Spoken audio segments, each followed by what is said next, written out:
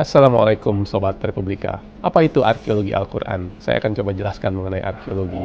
Arkeologi adalah ilmu yang mempelajari kebudayaan masyarakat masa lalu. Dia bisa berdasarkan artefak, ya, benda-benda yang bisa dipindahkan, bisa berdasarkan fitur, ya, semacam struktur yang katakanlah jalan, bangunan, bisa juga dari situs atau lokasi dan juga kawasan, yaitu situs-situs yang saling berkaitan. Sementara itu Al-Quran kita sudah tahu awalnya adalah wahyu dari Allah yang disampaikan oleh malaikat Jibril kepada Nabi Muhammad. Lalu berangsur-angsur Nabi Muhammad menyampaikan ke para sahabatnya dan dijadikan teks Al-Quran.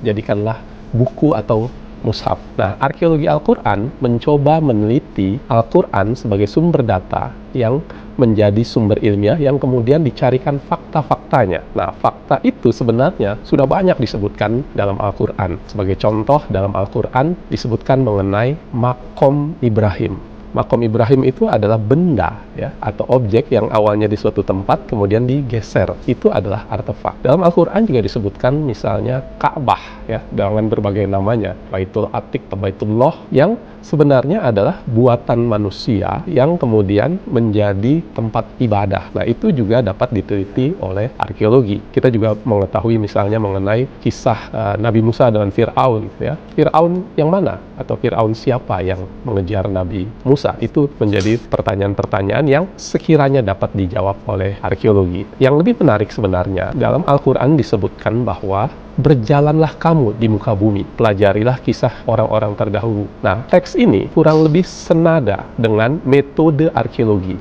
yaitu survei. Dalam arkeologi disebutkan bahwa kalau ingin meneliti sesuatu, cari objeknya, dan kalau bisa datang ke lokasi, melihat, mencari, menggali, bahkan kalau perlu menyelam. Nah, itulah arkeologi Al-Quran, dan dalam teks-teks Al-Quran akan banyak sekali mengenai kisah-kisah orang terdahulu, dan arkeologi menghadirkan faktanya. Assalamualaikum warahmatullahi wabarakatuh.